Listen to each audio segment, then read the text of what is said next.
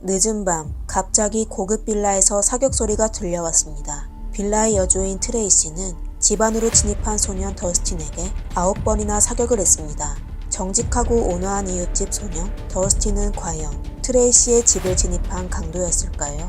트레이시는 전 남편이 더스틴을 고용하여 본인을 해치려고 했다고 하는데 트레이시와 전 남편 사이에는 무슨 일이 있었을까요? 또 경찰은 왜 아이들을 보호하기 위해 강도와 싸웠다는 트레이시의 이야기를 처음부터 믿지 않았을까요? 안녕하세요. 미스터리 수서곡입니다. 오늘은 가장 위험한 여자, 최악의 여자 트레이시 사건에 대해 말씀드리겠습니다. 사건 속 주인공은 나쁜 여자 중에도 가장 악독하다고 할 수 있습니다. 그녀는 2번의 결혼 생활을 했는데 두 남편 모두에게 고문을 가하고 자신의 목표를 이루기 위해 다른 사람을 해치기까지 했지만 결국 거짓말로 범죄를 은폐했습니다. 이 여성이 바로 가장 위험한 여성으로 불린 트레이시 리히터입니다. 얼리는 미국 아이오와주에 자리 잡고 있으며 인구는 1000명 미만입니다. 1998년에 한 부부가 자녀를 데리고 이 마을로 이사 왔습니다. 아내 트레이시 리히터는 아주 아름답고 우아했으며 그녀의 남편 마이클 로버츠 또한 잘생기고 부유한 호주 사업가였습니다. 그들은 이남 일녀의 귀여운 아이를 두고 있었는데 부러움을 살 만큼 행복한 가정이었습니다.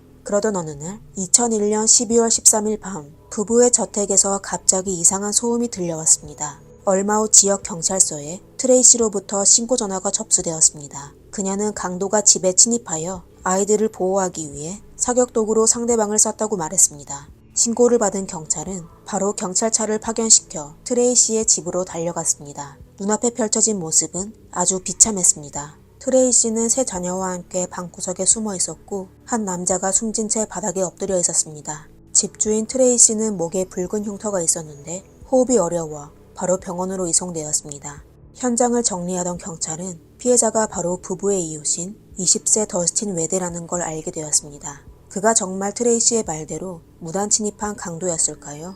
이에 경찰은 병원으로 달려가 트레이시의 몸 상태를 파악하고 그녀에게 그날 밤에 일어난 사실을 확인하기 시작했습니다. 트레이시의 말에 따르면 남편 마이클은 그날 출장 중이었습니다. 사건 당시 두 아들들은 거실에서 TV를 보고 있었고 그녀는 화장실에서 막내딸을 목욕시키고 있었습니다. 그러다 그녀는 문이 열리는 소리를 듣게 되었습니다. 당시 남편이 예상보다 빨리 집으로 돌아왔나 했지만 갑자기 아들들의 비명이 들렸다고 했습니다.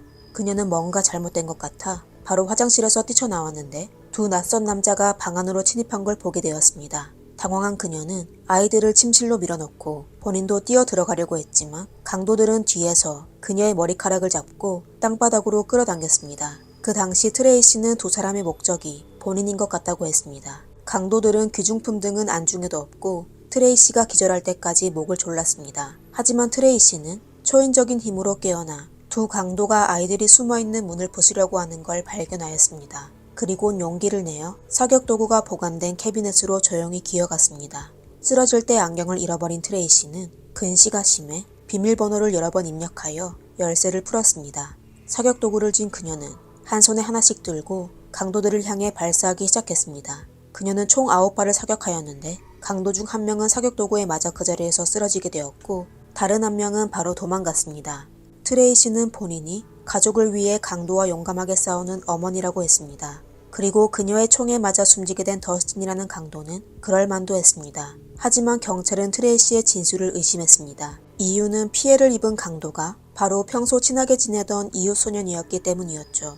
우선 피해자 더스틴은 성격이 온화하고 갓 20세가 된 어린 소년이었습니다. 평소에도 범죄를 저지를 만한 사람이 아니었습니다. 더스틴네는 트레이시의 집 근처에 살고 있었는데 트레이시네가 이사 온 후 더스틴은 종종 집안일을 도와주었고 가족 간 사이도 아주 좋았습니다. 더스틴의 어머니도 경찰차가 도착한 걸 보고 트레이시의 집으로 달려갔는데 뜻밖의 아들이 숨진 채 있는 걸 보고 큰 충격을 받았습니다. 더스틴의 어머니의 진술에 따르면 그날 저녁 아들이 트레이시 집에 간 이유는 트레이시가 먼저 연락하여 더스틴에게 컴퓨터 수리를 도와달라고 했기 때문입니다. 이후 경찰이 더스틴을 조사한 후 더 큰 의심이 생기게 되었습니다. 트레이시의 말에 따르면 그녀는 총 2개의 도구를 들고 9번을 사격했었습니다. 피해자 더스틴의 몸에는 9개의 상처가 있었죠. 그런데 트레이시는 심한 근시로 그 당시 캐비넷 자물쇠를 여는 것조차 매우 어려웠다고 말했습니다. 그런데 어떻게 시야가 흐려진 상태에서 9번의 사격을 전부 맞출 수 있었을까요? 그리고 그중 3발은 더스틴의 등을 쌌는데 트레이시가 말한 위치에서는 생길 수 없는 상처였습니다. 그리고 트레이시의 증언은 앞뒤 말이 다른 게 있었습니다.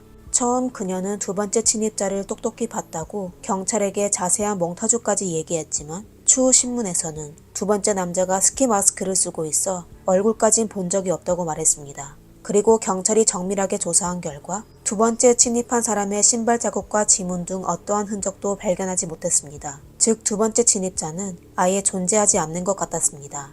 여러 의문점에 경찰은 성급하게 정당방위라고 단정할 수 없다고 생각하게 됐습니다. 그리고 그 당시 함께 있던 세 자녀 중 막내딸은 고작 1살이었고 둘째 아들 또한 3살밖에 안 돼 말을 제대로 하지 못했습니다.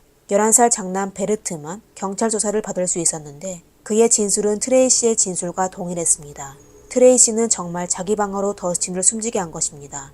하지만 아이의 말투는 어색했고 마치 외워서 말하는 것 같았습니다. 이에 경찰은 그의 증언의 진위도 의심하게 되었습니다. 결국 경찰은 사건에 의문점이 많다는 이유로 결론을 내리지 않고 조사를 이어갔습니다. 그러다 트레이시의 사건은 지역 신문에서 공개되었습니다. 현지의 언론은 이런 센세이션을 일으킬 수 있는 사건을 놓치지 않고 트레이시를 영웅으로 포장하여 계속하여 인터뷰하며 여러 토크쇼에도 초대하기 시작했습니다. 영웅 타이틀 덕분에 큰아들 버트의 양육권을 얻게 되었습니다. 맞습니다. 트레이시는 현재의 남편 마이클과 결혼하기 전에 이미 결혼한 적이 있었습니다. 전 남편의 이름은 존 피트먼 3세이고 그녀의 장남 버트는 그녀와 전 남편 사이에서 태어난 아이입니다. 트레이시가 양육권을 취득한 후 트레이시는 경찰에 전 남편 존이 더스틴을 고용하여 본인을 해치게 한 것 같다고 말했습니다. 여기까지 시청한 여러분은 트레이시와 그녀의 전 남편 사이에 도대체 무슨 원한이 있어 그녀를 해치기까지 했는지 아주 의아할 것입니다. 지금부터 그들 사이에서 발생한 이야기를 함께 확인해 봅시다. 트레이시는 1966년생입니다. 그녀는 어렸을 때부터 학업 성적이 뛰어났고 아름답고 영리한 소녀였습니다. 결국 1987년에 우수한 성적으로 장학금을 받고 의과대학에 입학하게 되었습니다. 얼마 안 돼 그녀는 그 당시 4학년이었던 선배 존 피트먼을 만나게 되었습니다. 나중에 존은 트레이시가 자신의 취미를 조사했을 수도 있다고 회상했습니다. 두 사람이 사귀는 동안 트레이시의 행동은 존이 꿈꿔왔던 여자와 똑같이 행동했습니다. 예를 들어 존은 동물을 아주 좋아했는데 트레이시가 어느 날 갑자기 새끼 고양이와 강아지를 입양하여 키웠습니다. 아무튼 트레이시의 여러 모습에 반한 존은 1988년 대학을 졸업한 후 성형외과 의사가 되어 트레이시와 결혼식을 올렸습니다. 하지만 결혼한 직후 존은 트레이시가 본인이 생각한 모습과 거리가 있다는 걸 깨닫게 되었고 이내 마음도 멀어졌습니다. 결혼 1년 만에 존과 가까이 살고 있던 그의 부모는 신용카드가 없어진 걸 발견했는데 누군가가 그들의 카드를 사용하고 있다는 걸 알게 되었습니다. 그리고 경찰 조사 결과 신용카드를 도용한 사람이 바로 트레이시라는 걸 알게 되었습니다. 하지만 부모님의 비난에도 존은 단호하게 아내를 선택했습니다. 그리고 그때부터 부모님을 비롯해 친척, 친구들과의 관계가 어긋났습니다. 그 후 그는 하루빨리 주택대출을 갚아 트레이시를 편하게 해주기 위해 100시간 이상 미친 듯이 일하기 시작했습니다. 하지만 너무 열심히 일한 탓에 부부 사이는 소원해졌고 그들의 사랑도 식게 되었습니다. 결국 서로를 비난하기 시작했고 싸움은 갈수록 심해졌습니다. 한 번은 크게 싸우게 되자 트레이시는 사격 도구를 꺼내 존을 향해 겨누었습니다. 이에 겁을 먹은 존은 바로 밖으로 뛰쳐나갔는데 뒤에서 사격 소리가 들렸습니다. 그 다음 트레이시는 사격 도구를 버리고 당황해하며 밖으로 나가 자살을 시도했지만 실패했다고 말했습니다. 그러다 경찰이 마을 주민의 신고로 현장에 도착하여 트레이시에게 사격 도구를 함부로 사용한 혐의로 기소하였습니다. 결국 그녀는 정신병원에 입원하여 6개월간 강제 치료를 받은 후 석방되었습니다. 이후 그들 부부는 관계가 다소 괜찮아져 1990년에 아들 버트를 낳았습니다. 하지만 버트가 생겼다고 해서 둘의 사이가 완전해지지는 않았습니다. 존은 더 이상 트레이시가 본인을 사랑하지 않는다고 생각했습니다. 얼마 후 존은 트레이시가 몰래 그의 보험 금액을 올렸다는 사실을 발견했습니다.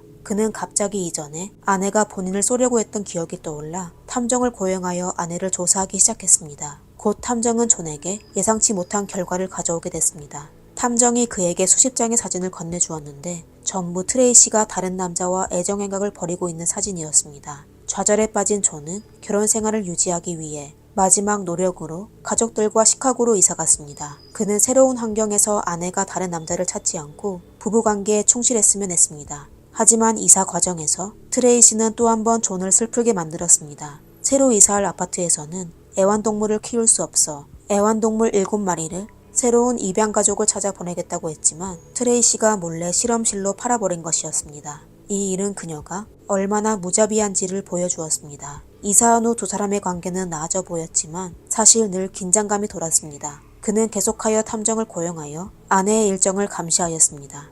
그러다 몇 주 후 어느 날 점심, 트레이시는 갑자기 남편에게 전화를 걸어 함께 밥을 먹자고 하며 집으로 오라고 하였습니다. 존은 전화를 끊은 후 깊이 생각하지 않고 오히려 좋아하며 병원에 휴가를 내고 오후에는 아내와 함께 보낼 계획을 하였습니다. 그는 탐정에게 전화하여 상황을 설명하며 오후에는 아내를 미행하지 않아도 된다고 하였지만 존의 말을 들은 탐정은 바로 그에게 집으로 가면 안 된다고 경고하였습니다.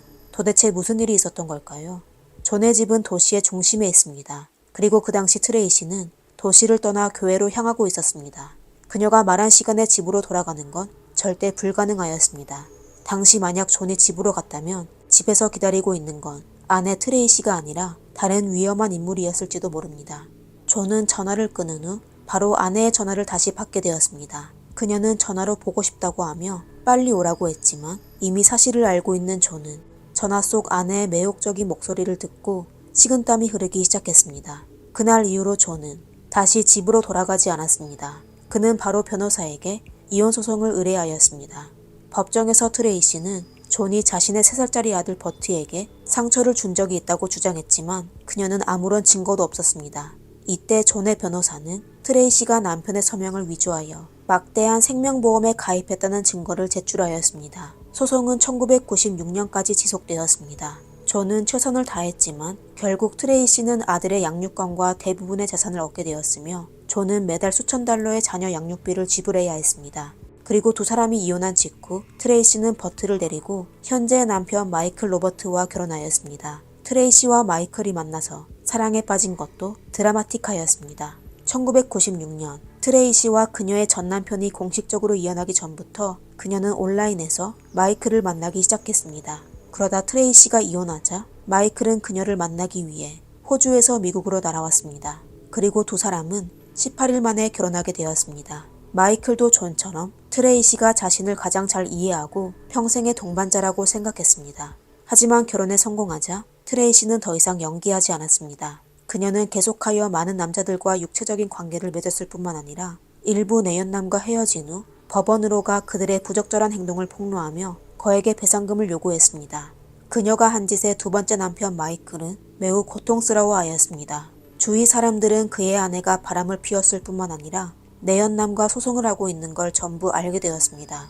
2년의 고생 끝에 마이클은 결혼 생활을 지키기 위해 존처럼 이사를 결정하였습니다. 1998년에 그는 아내 트레이시와 의붓아들 버트를 데리고 아이오와주의 작은 마을 얼리로 이사 왔습니다. 작은 마을에 도착한 후 부부는 함께 IT 사업을 시작했고 두 사람의 관계도 안정을 찾은 것 같았습니다. 얼마 지나지 않아 그들의 첫째 아들이 태어났습니다. 그리고 2년 후인 2000년에 딸도 태어났습니다. 모든 건 좋은 방향으로 발전하고 있는 것 같았지만 사실 트레이시의 전 남편 존은 아들의 양육권을 위해 열심히 노력하고 있었습니다. 그러다 2001년 말에 아들에 대한 소송이 시작될 무렵 앞서 말씀드린 상황이 발생하여 트레이시는 영웅엄마로 거듭되며 버트의 양육권을 취득하는 데 성공하였습니다.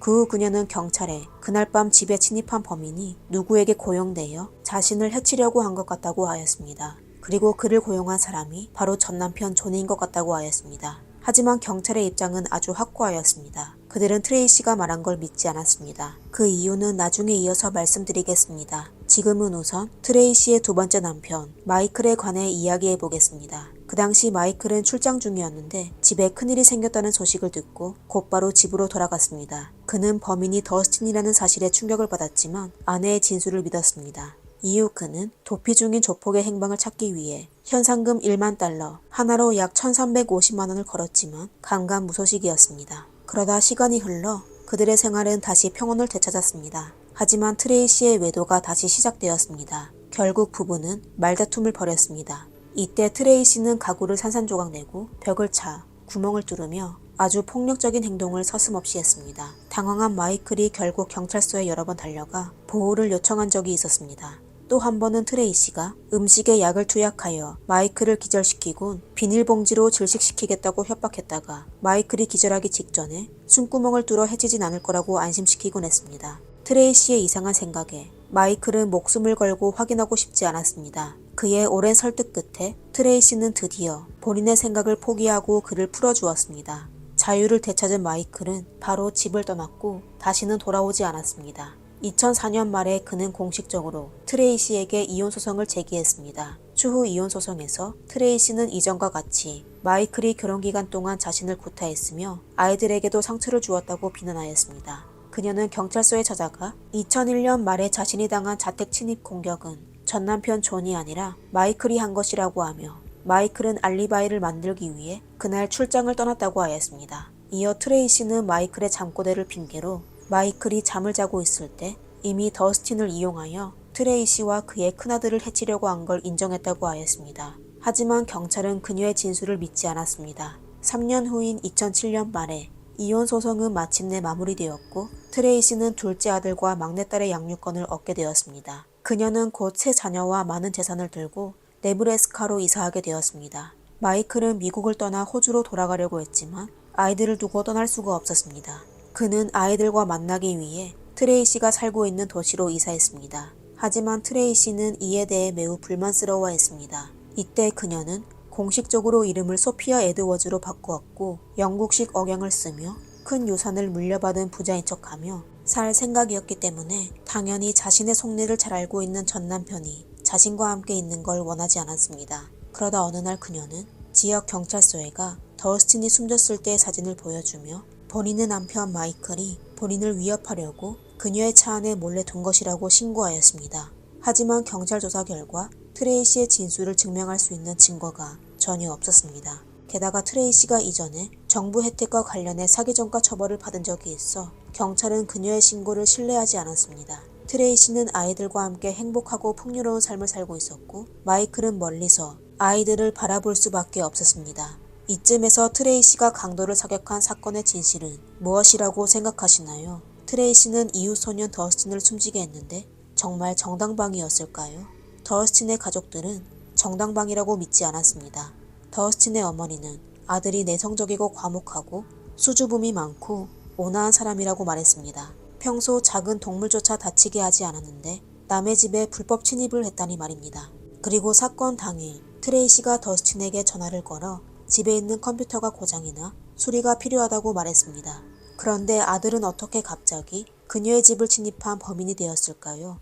경찰이 사건에 대해 후속 발표도 하지 않고 언론 또한 트레이시의 진술을 지지하여 더스틴의 부모는 큰 슬픔 속에서 이혼을 선택했습니다.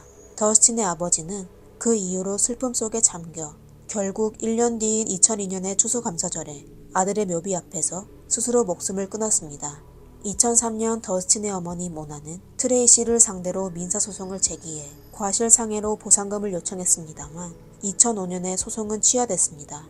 이후 보도에 따르면 더스틴의 사건에 대해 경찰은 트레이시의 고의상해를 이미 의심하고 있었던 것입니다. 이에 경찰은 그 당시 사건을 매끄럽게 진행하기 위해 더스틴의 어머니에게 고소 철회를 요청하였고 더스틴의 어머니 또한 이를 이해해 주었습니다.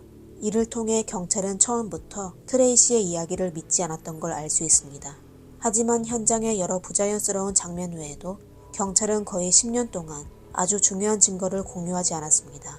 그 당시 범죄 현장 밖에 있는 경찰은 더스틴의 차에서 빨간색 표지의 노트북을 발견했습니다. 노트에 적힌 글은 전부 더스틴이 작성한 것인데 안에는 더스틴이 트레이시의 전남편 존으로부터 커미션을 받았다는 내용이 기록되어 있는데 더스틴에게 트레이시와 그의 큰아들 버트를 해친 후 스스로 목숨을 끊은 것처럼 가장해달라고 하였습니다. 더스틴은 노트에 존의 이름과 그의 모습까지 자세히 적었을 뿐만 아니라 그의 개인정보도 많이 적었습니다. 더스틴이 존을 매우 잘 알고 있음을 알 수 있는데 얼핏 보면 그 증거는 트레이시의 진술을 완벽하게 증명하였지만 경찰은 꾸며진 것이라고 추측 중이었습니다. 사실 더스틴은 단 한 번도 일기를 쓰지 않았습니다. 그렇다면 그는 왜 사건 당일만 이렇게까지 민감한 내용을 기록했을까요? 경찰이 볼까 두렵지 않았던 걸까요? 그리고 전남편 존은 왜 어리버리하고 순해 보이는 소년을 고용했을까요? 보통 사람이 범죄를 저지른다면 가능한 한 자신을 숨기려고 합니다. 하지만 더스틴은 개인정보를 최대한 많이 드러내 놓았습니다. 그리고 경찰이 더스틴과 존의 행적을 조사한 결과 두 사람 사이엔 아무런 연관성이 없었습니다. 다시 얘기하자면 더스틴의 노트에 적힌 내용은 분명 누군가가 존을 모함하려고 한 것입니다. 그리고 이런 동기를 가진 유일한 사람은 트레이시였습니다. 2009년에 사우크 카운티의 새로운 검사가 취임하여 바로 인력을 보충하여 사건을 재개하였습니다. 가장 먼저 확인해야 할 건 트레이시가 이 노트의 존재를 알고 있냐는 것입니다. 트레이시가 경찰에 신고한 후 불과 몇 분 만에 경찰이 현장에 도착했습니다. 그 이후 해당 노트는 1급 비밀로 외부에 공개되지 않았습니다. 다시 얘기하자면 트레이시는 해당 노트의 존재를 몰라야 했습니다. 하지만 경찰이 트레이시의 한 친구에게 협조조사하여 트레이시가 경찰의 손에 전 남편 존이 범행을 저지른 걸 증명할 수 있는 노트가 있는데 아무런 조치를 하지 않는다고 얘기한 적이 있다는 걸 알게 되었습니다. 이건 트레이시가 그 노트의 존재를 알고 있었을 뿐만 아니라 노트를 위조하는 데에도 관여했을 가능성이 있다는 것입니다.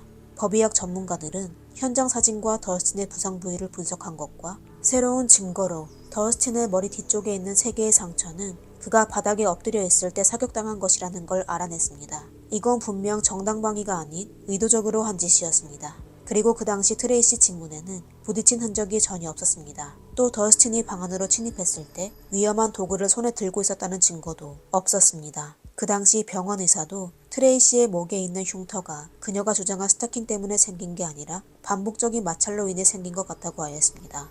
이 새로운 증거를 바탕으로 경찰은 2011년 45세의 트레이시를 체포하고 특급 폭행 혐의로 기소했습니다. 법정에서 검사는 확보된 증거를 바탕으로 사건을 재구성하였습니다.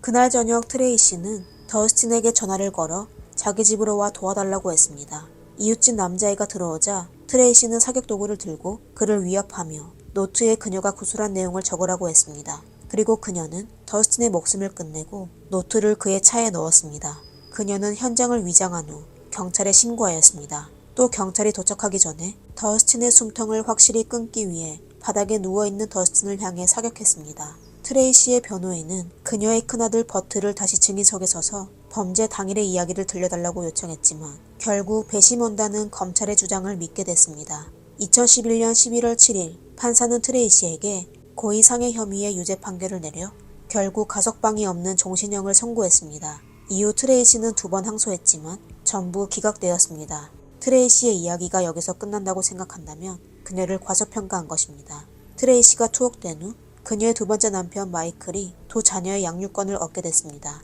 그는 아이들을 데리고 호주로 돌아가고 싶었지만 트레이시가 감옥에서 반대하여 자녀들의 여권을 신청하는 데 실패하였습니다. 그녀는 아이들이 호주로 가게 되면 어머니로서 아이들을 만날 수 없게 될 거라고 하였습니다. 그리고 교도소 수감자와 펜팔도 하게 돼 그녀는 죄수에게 보낸 편지에 마이클과 2 자녀의 사진을 끼워놨으며 심지어 주민등록번호 등 개인정보도 같이 보냈습니다. 이건 남편과 아이들이 살고 있는 곳을 쉽게 찾을 수 있는 건데 트레이시는 자신의 가족 생활을 펜팔과 공유하고 싶어서였다고 주장했습니다. 하지만 대부분의 사람은 그녀가 사악한 계획을 한 것이라고 믿었습니다. 마침내 2014년 마이클은 법정에서 2 자녀에 대한 독립양육권을 얻게 되어 드디어 미국에서 호주로 데려갈 수 있게 되었습니다. 그가 말한 바에 따르면 그는 잠깐 미쳐서 호주를 떠나 미국으로 간 것이라고 하며 18년이란 세월뿐만 아니라 목숨까지 미국에서 잃을 뻔했다고 하였습니다. 이에 호주로 돌아갈 때가 됐다며 평화로운 삶을 살 수 있을 거라고 하였습니다. 그리고 트레이시의 장남인 버트는 항상 그의 어머니가 결백하다고 생각하며 어머니가 가족을 보호하기 위해 사격 도구를 사용했다고 주장했습니다. 그리고 그는 어머니 트레이시의 무죄를 증명하기 위해 온라인 서명 청원을 시작했지만 10년이 지났는데 겨우 130명의 서명만을 모았습니다. 오늘의 영상의 시청자 여러분은 어떻게 생각하시나요? 아래 댓글로 남겨주세요. 감사합니다. 미스터리 수사국입니다. 다음 영상에서 뵙겠습니다.